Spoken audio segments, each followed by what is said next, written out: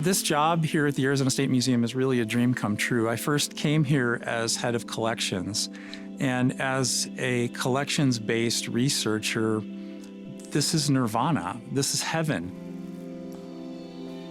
Our collections span 13,000 years and are systematic in terms of geographical coverage in the state of Arizona, giving us the opportunity to answer questions that you just can't answer at any other institution. We are the oldest and largest anthropological museum in the southwestern United States. We were established in 1893 by the territorial legislature, became the state museum on Valentine's Day of 1912 when Arizona became a state. We are the official archaeological repository for all materials recovered from state, county, and municipal lands in Arizona, and that's about 9.5 million acres. Our collections grow at sometimes a quite alarming rate. On average, during normal times, we can expect to bring in as many as 750 to 1,000 cubic feet of bulk archaeological research material in a year. Now, as part of the University of Arizona, we also have lots of other responsibilities, mainly teaching, research, and public outreach.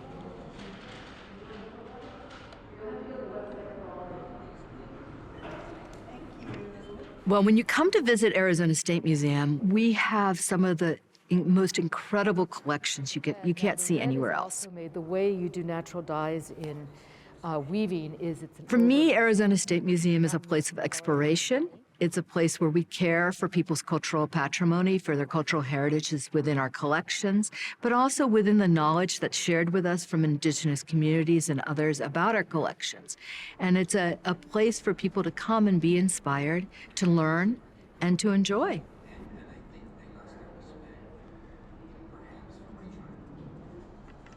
So to make an exhibit, you start with an idea, whether it's a topic or a collection.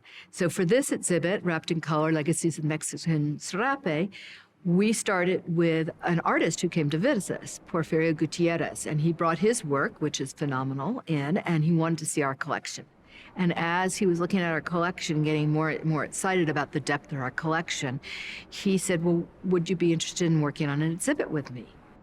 We had to decide, how do you hang these? And what is safe for the objects, but what is also beautiful, aesthetically beautiful for the visitor.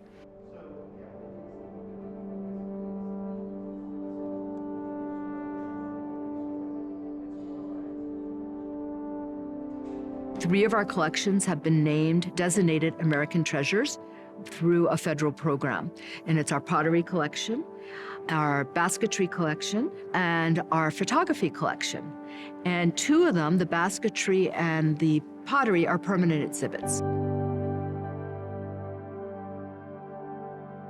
Our pottery collection is the largest, most comprehensive, best documented collection of whole ceramic vessels made by indigenous peoples of the United States Southwest and northern Mexico.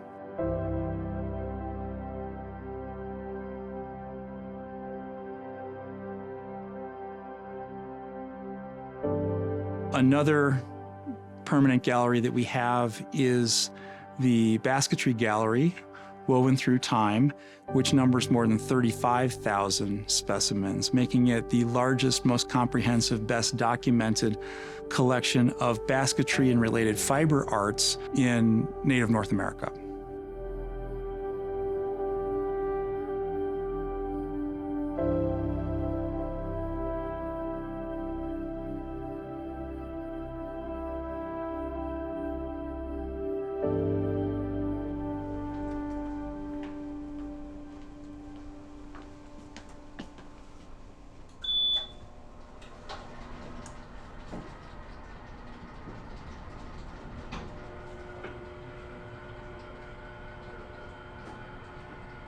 The space we're in right now is colloquially known as the Basketry Vault, and it contains obviously a large amount of basketry, but also contains all of the organic or perishable artifacts, so things that are made out of plants and animal fibers that in normal context would decay in archaeological sites. It's decorated, but it looks looks like it's died. In large part, a lot of my work involves facilitating access to collections, but also facilitating museums' engagement with Native nations in the state of Arizona. It is. I am Oglala Lakota and Hodogin Muskogee, or Creek descent, and I'm an enrolled citizen of the Muskogee Creek Nation of Oklahoma. It remains the case that even now there perhaps aren't more than maybe 24 of us who are archaeologists of Native American descent with PhDs in anthropology. And so I think one of the most important things that I like to remind visitors and the public at large about when it comes to the Arizona State Museum and its mission is that not only is Arizona State Museum as an anthropology museum more concerned with how things are portrayed and represented and the accuracy and quality of information associated with those objects, but we're also interested in getting at the multiple voices that have an interest in things that are being said about the objects. So it's not as if there's one right way to talk about things, but we're more interested in the dialogue. Now that's probably a legging. That looks like human hair. You see those as sort of equivalent to the... So one of the important roles for the modern museum, and particularly at Arizona State Museum, is not only caring for these objects, storing them and housing them so that they can be made available for future research and access by descendant communities, but also so that they can be preserved for future generations over the long term. And so we've been lucky to have for decades now, literally a world-class conservation laboratory and facility here that allows us to engage in the specialized methods and techniques required to successfully treat and preserve and conserve these types of objects for future generations. Every time someone comes in to look at objects, I not only can be proud of and appreciate what service the museum does in providing and making accessible that bit of history to descendant communities, but I'm constantly learning. I would say that one of the things that we try to do is to feature the incredible diversity of the cultures of the Southwest, but also provide opportunities for the general public to relate on a very basic level to our shared humanity. It's important for me when a visitor comes, if they walk out with no other message, is to know that Indigenous people are here today. They're our neighbors. They're part of our life. They have a deep, deep history that is reflected in the cultural objects, the material culture we have in the museum. But their traditions are living. They're dynamic. They're part of life today.